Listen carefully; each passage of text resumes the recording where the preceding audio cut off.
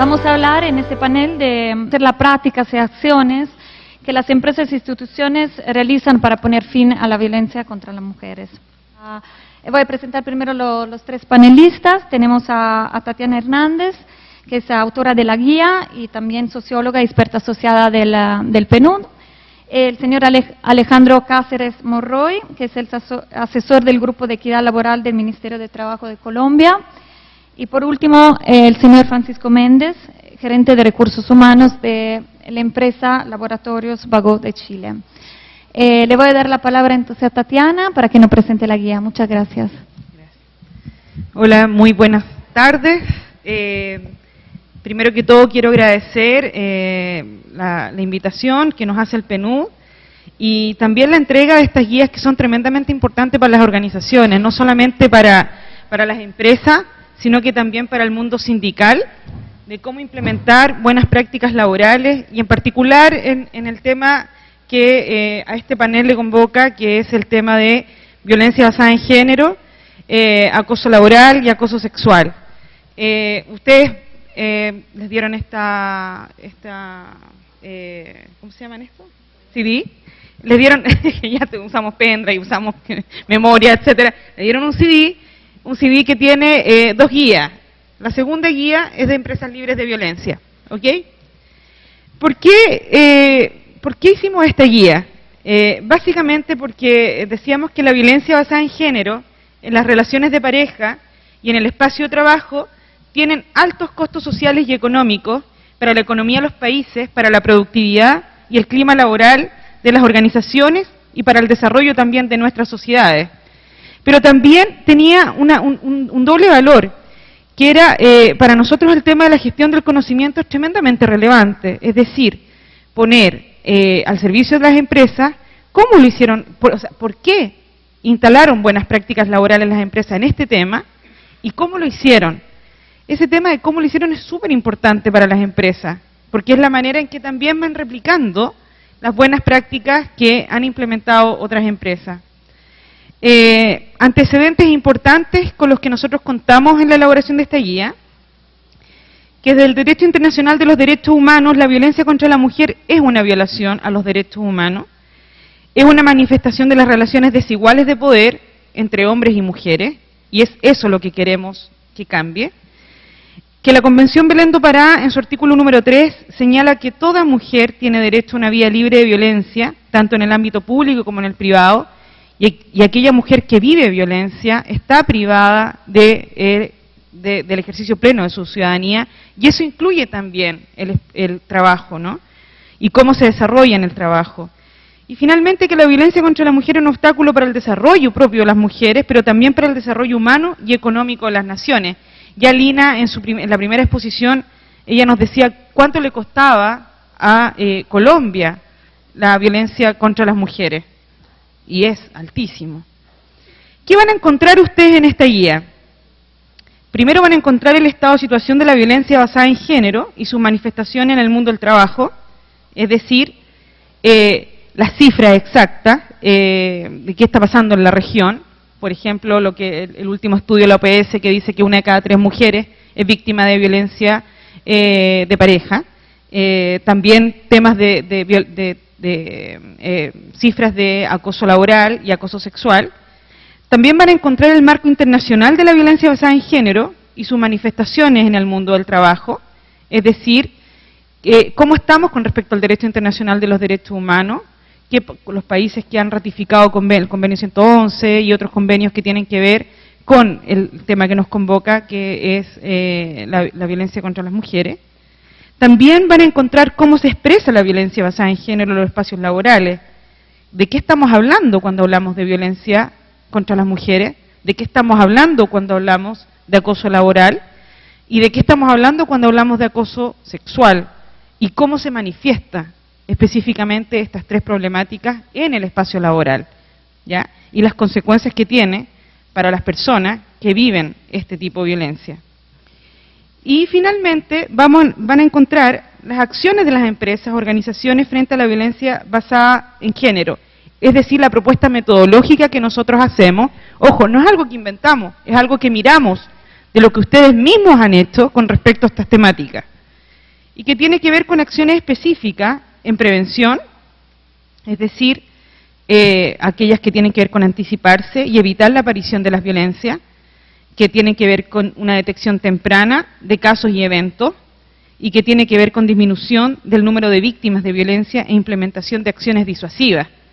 Acciones de detección de violencia, que son acciones o medidas que permiten a las personas, a la organización y a la comunidad, reconocer actitudes y comportamientos de relaciones sociales cruzadas por el abuso de poder, la violencia basada en género, el acoso sexual y laboral, también la atención y derivación, que son acciones o medidas que permiten que las personas capacitadas y con la función asignada en la organización puedan realizar el primer apoyo a aquellas trabajadoras y trabajadores y también personas de la comunidad que buscan ayuda al verse enfrentados a problemas como la violencia basada en género, el acoso sexual y laboral.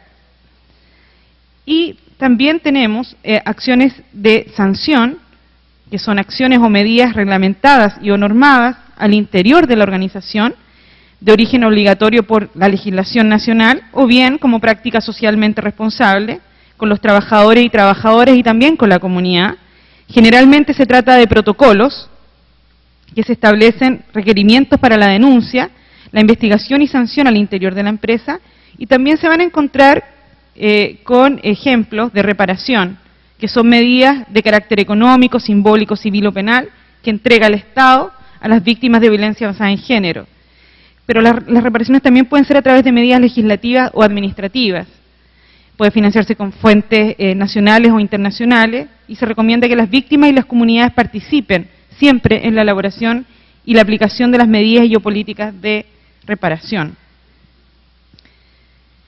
Cuando nos pensamos en el paso a paso, con respecto a cómo puede una empresa implementar acciones que vayan en la lógica de la prevención, de la detección, de la sanción, etcétera, en temas de violencia basada en género, acoso laboral y acoso sexual, consideramos al menos 4 pasos. La primera era tomar conciencia del problema en la empresa y, obviamente, diagnosticar qué pasa con la empresa al interior.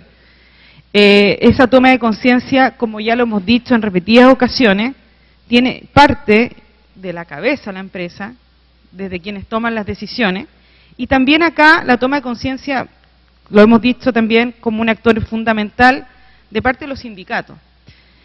En segundo lugar, que en el paso a paso está comunicar a toda la organización las acciones que se implementarán en torno a la violencia basada en género, el acoso sexual y el acoso laboral.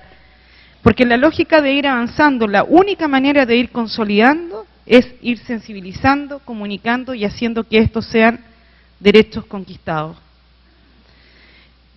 Después, como tercer paso, proponemos nosotras elaborar una política antiviolencia, un plan de acción e implementar las acciones concretas con respecto a estos temas.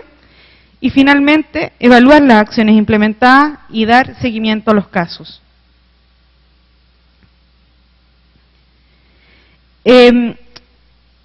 Como respuestas innovadoras a la violencia basada en género, nos encontramos con varias empresas que gentilmente nos mostraron sus casos, nos regalaron sus casos para incluirlos en la guía.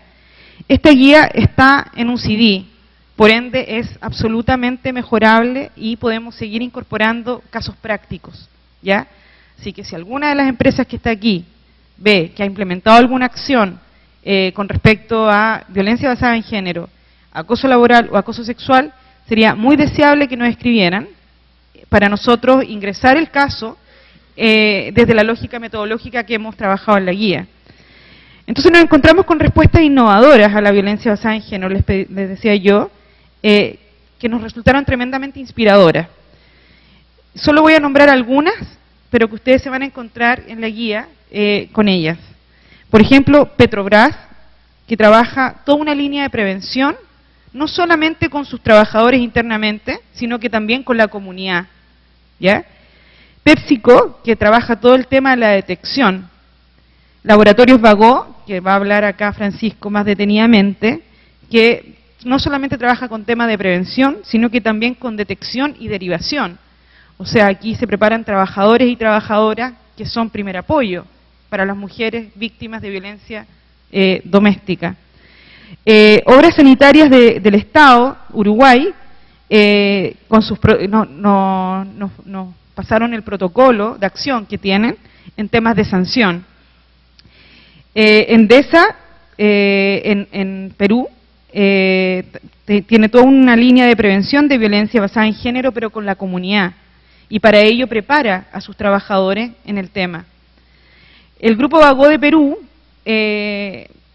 también me imagino yo que muy desde la lógica de reproducir lo que ha hecho Bagó en Chile, hace atención de violencia.